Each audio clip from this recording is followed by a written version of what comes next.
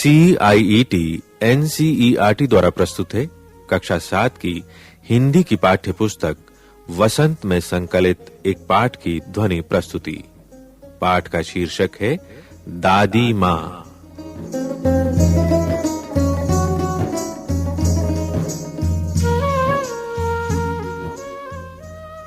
कमजोरी ही है अपनी, पर सच तो यह है कि जरा सी कठिनाई पड़ते ही बीसों गर्मी, बरसात और वसंत देखने के बाद भी मेरा मन सदा नहीं तो प्रायः अनमना सा हो जाता है। मेरे शुभचिंतक मित्र मुंह पर मुझे प्रसन्न करने के लिए आने वाली छुट्टियों की सूचना देते हैं और पीठ पीछे मुझे कमजोर और जरा सी प्रतिकूलता से घबराने वाला कहकर मेरा मजाक उड़ाते हैं। मैं सोचता हूं, अच्छा अब कभी उन बातों को ना सोचूंगा। ठीक है, जाने दो, सोचने से होता ही क्या है।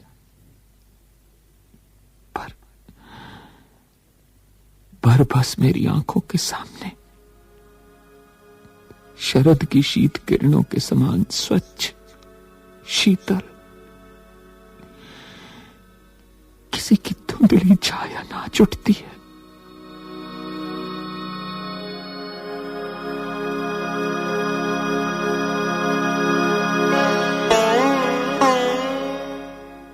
मुझे लगता है जैसे कुआर के दिन आ गए हैं।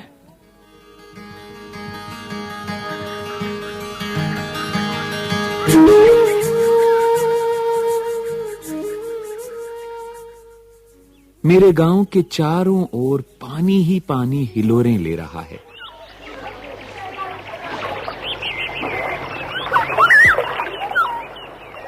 दूर के सिवान से बहकर आए हुए मोथा और साई की अधगली घासें, घेऊर और वन प्याज की जड़ें तथा नाना प्रकार की बरसाती घासों के बीज सूरज की गर्मी में खौलते हुए पानी में सड़कर एक विचित्र गंध छोड़ रहे हैं। रास्तों में कीचड़ सूख गया है और गांव के लड़के किनारों पर झाग भरे जलाशयों में धमाके से कूद रहे हैं।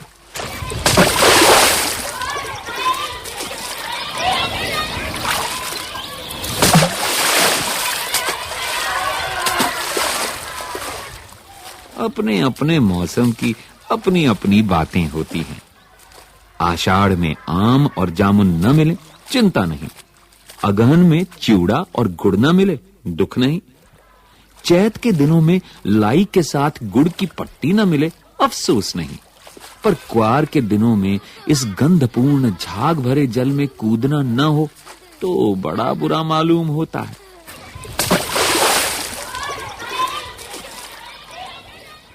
मैं भीतर हुड़क रहा था, तू एक दिन ही तो कूद सका था, नहा धोकर बीमार हो गया।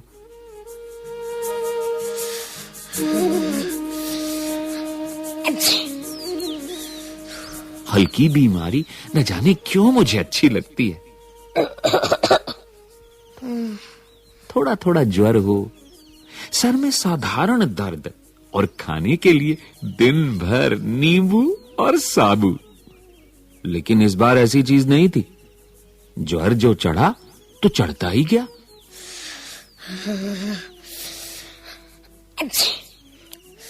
रजाई पर रजाई और उतरा रात 12 बजे के बाद। दिन में मैं चादर लपेटे सोया था।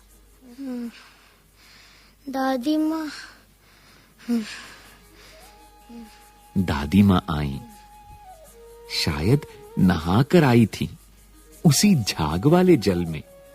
पतले दुबले स्नेह सने शरीर पर सफेद किनारीहीन धोती, सन से सफेद बालों के सिरों पर सत्य टपकते हुए जल की शीतलता। दादी माँ आते ही उन्होंने सर पेट छुए।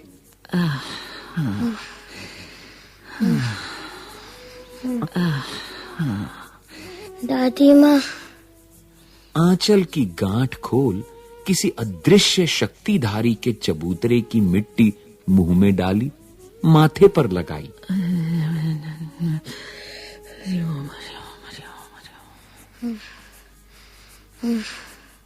दिन रात चारपाई के पास बैठी रहती।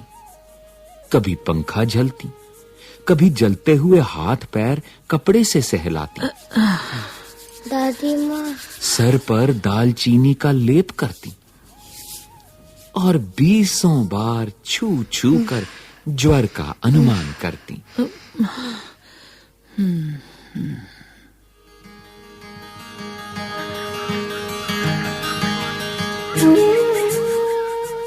हांडी में पानी आया कि नहीं? हांडी में पानी आया कि नहीं? उसे पीपल की छाल से छौंका कि नहीं? खिचड़ी में मूंग की दाल एकदम मिल तो गई है? कोई बीमार के घर में सीधे बाहर से आकर तो नहीं चला गया? आदि लाखों प्रश्न पूछ पूछ कर घर वालों को परेशान कर देती। दादी मां को गंवई गांव की 50 किस्म की दवाओं के नाम याद थे। गांव में कोई बीमार होता, उसके पास पहुंचती और वहां भी वही काम। हाथ छूना, माथा छूना, पेट छूना, फिर भूत से लेकर मलेरिया, सरसाम, निमोनिया तक का अनुमान विश्वास के साथ सुनाती। महामारी और विषूचिका के दिनों में रोज सवेरे उठकर स्नान के बाद लवंग और गुड़ मिश्रित जलधार, गुग्गल और धूप। सफाई कोई उनसे सीख ले। दवा में देर होती, मिश्री या शहद खत्म हो जाता, चादर या गिलाफ नहीं बदले जाते तो वो जैसे पागल हो जाती। ओफो, एक काम भी इन लोगों से ठीक से नहीं होता। दवा में भी देर हो जाती है, मिश्री या शहद भी मैं ही देखूं। और देखो तो चादर और गिलाफ भी नहीं बदले। बुखार तो मुझे अब भी आता है। नौकर पानी दे जाता है। मैस महाराज अपने मन से पकाकर खिचड़ी या साबू। डॉक्टर साहब आकर नाड़ी देख जाते हैं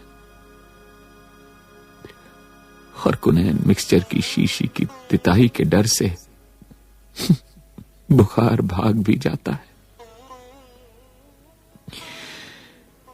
पर न जाने क्यों ऐसे बुखार को बुलाने का जी नहीं होता।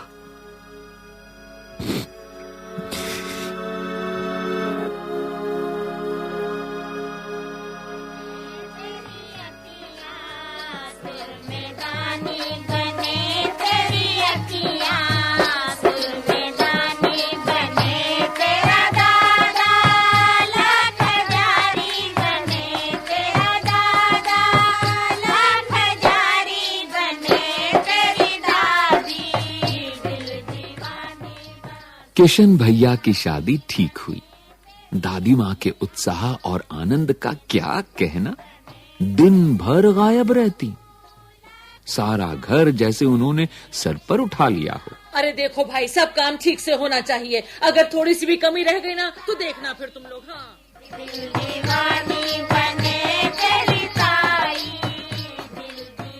पड़ोसी ने आती, बहन कहाँ हो? बहुत बुलाने पर दादी मां आती। बहन बुरा ना मानना, कार परोजन का घर ठहरा।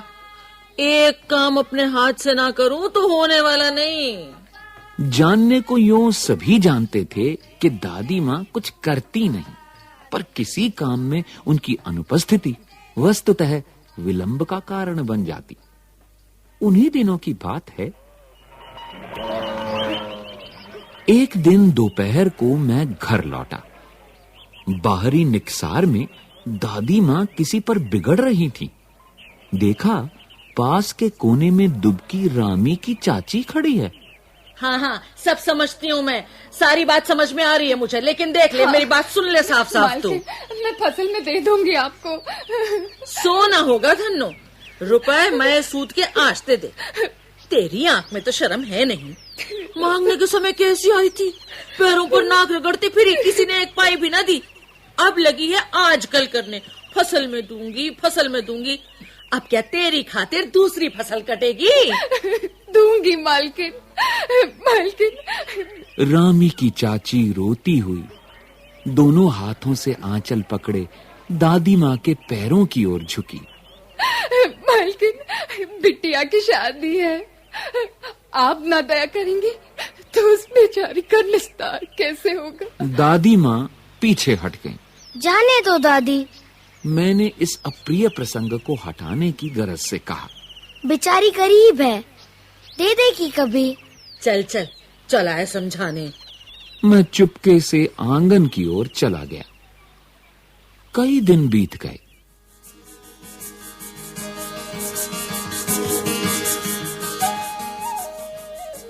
मैं इस प्रसंग को एकदम भूल सा गया।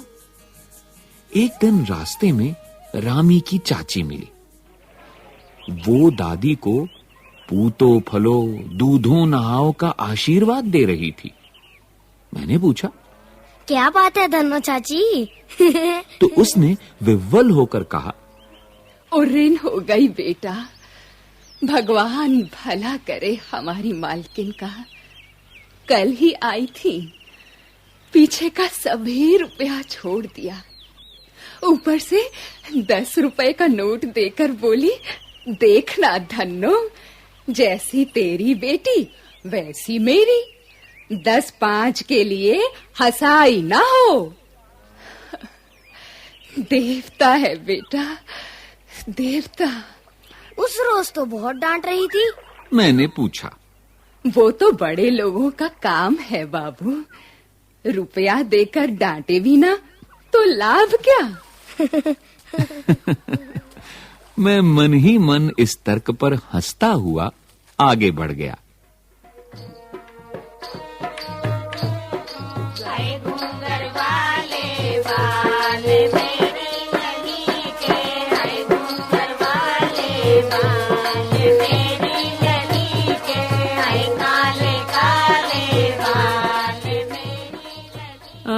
किशन के विवाह के दिनों की बात है। विवाह के 4-5 रोज पहले से ही औरतें रात रात भर गीत गाती हैं। विवाह की रात को अभिनय भी होता है। ये प्रायः एक ही कथा का हुआ करता है। उसमें विवाह से लेकर पुत्रोत्पत्ति तक के सभी दृश्य दिखाए जाते हैं। सभी पाठ औरतें ही करती हैं।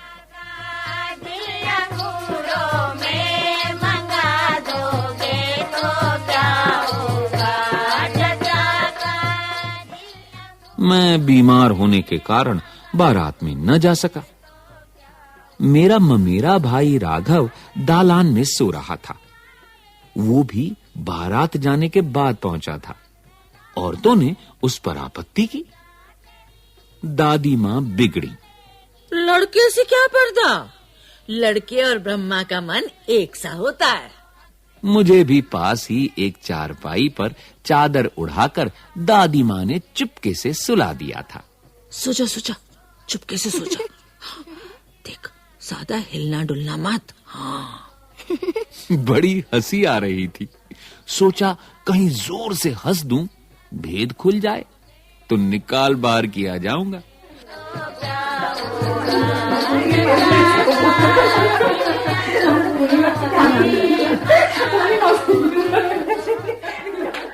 पर भाभी की बात पर हंसी रुक न सकी और भंडा फोड़ हो गया। देबू की मां ने चादर खींच ली। अरे ये क्या? कहो दादी, ये कौन बच्चा सोया है? अरे बेचारा रोता है शायद। दूध तो पिला दूं? अरे हट ना, दूर हो। हाँ। हाथापाई शुरू हुई। देख, तू इसे नहीं छू, बस हट जा, दूर हट। अरे दादी मां बिगड़ी। लड़के से क्यों लगती है?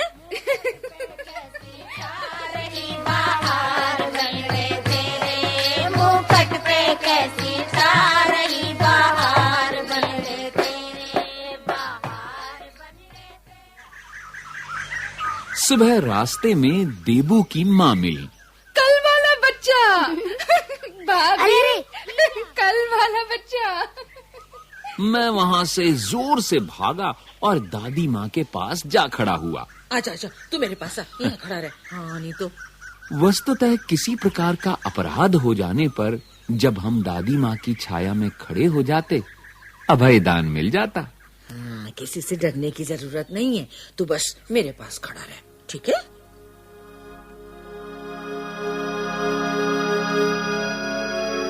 स्नेह और ममता की मूर्ति दादी माँ की एक एक बात आज कैसी कैसी मालूम होती है। परिस्थितियों का वात्या चक्र जीवन को सूखे पत्ते सा कैसा नचाता है, इसे दादी माँ खूब जानती थी। दादा की मृत्यु के बाद से ही वो बहुत उदास रहती। दादा ने उन्हें स्वयं जो धोखा दिया, वे सदा उन्हें आगे भेजकर अपने पीछे जाने की झूठी बात कहा करते थे। दादा की मृत्यु के बाद कुक्कुर मुत्ते की तरह बढ़ने वाले, मुंह में राम बगल में छुरी वाले दोस्तों की शुभचिंता ने स्थिति और भी डामाडोल कर दी। दादा के श्राद्ध में दादी मां के मना करने पर भी पिताजी ने जो अतुल संपत्ति व्यय की, वो घर की तो थी नहीं।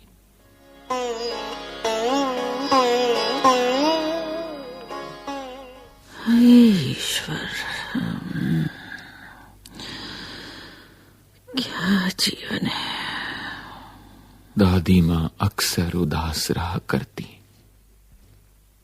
माघ के दिन थे, कड़ाके का जाड़ा पड़ रहा था, पछुआ का सन्नाटा और पाले की शीत हड्डियों में घुसी पड़ती।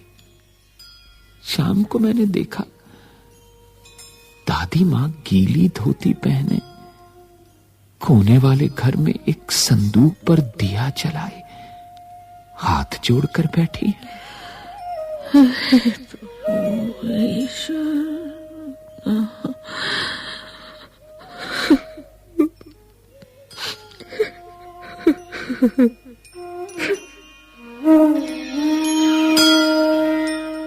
उनकी स्नेह कातर आंखों में मैंने आंसू कभी नहीं देखे थे। मैं बहुत देर तक मन मारे उनके पास बैठा रहा। उन्होंने आंखें खोली। दादी माँ, मैंने धीरे से कहा, क्या है रे, तो यहाँ क्यों बैठा है? दादी माँ, एक बात पूछूं, बताओगी ना? मैंने उनकी स्नेहपूर्ण आंखों की ओर देखा। क्या है, पूछ। तुम रोती थी? दादी मां मुस्कुराई।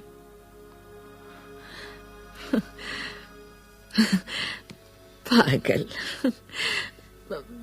तूने अभी खाना भी नहीं खाया ना?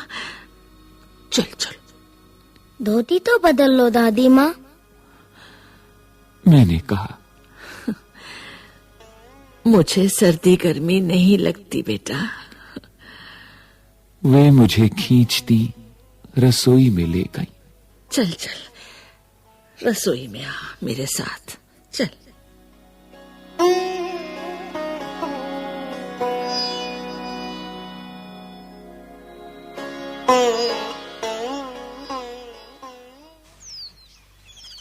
कैसे कहूं दादी से, कैसे? सुबह मैंने देखा चारपाई पर बैठे पिताजी और किशन भैया मन मारे कुछ सोच रहे हैं। दूसरा चारा ही क्या है?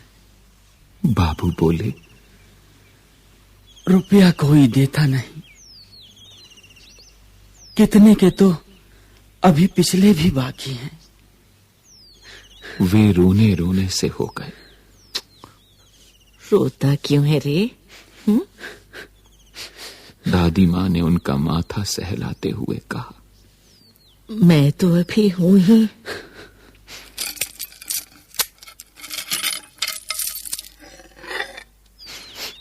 उन्होंने संदूक खोलकर एक चमकती सी चीज निकाली। तेरे दादा ने ये कंगन मुझे इसी दिन के लिए पहनाया था। उनका गला भर आया।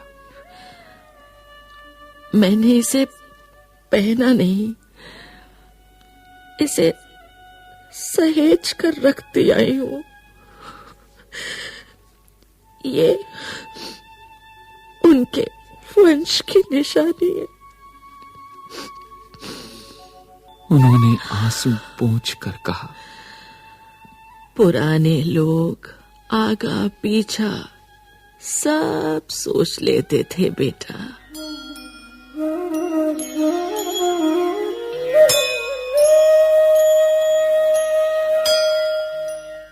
सचमुच मुझे दादी मां शाप भ्रष्ट देवी सी लगी। धुंधली छाया विलीन हो गई।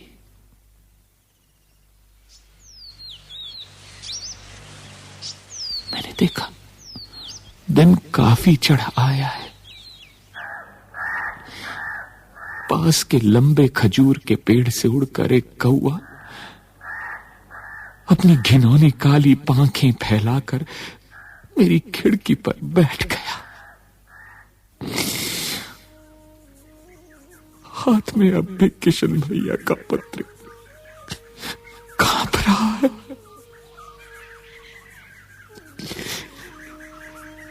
काली चींटियों सी कतारें धूमिल हो रही है। आंखों पर विश्वास नहीं होता।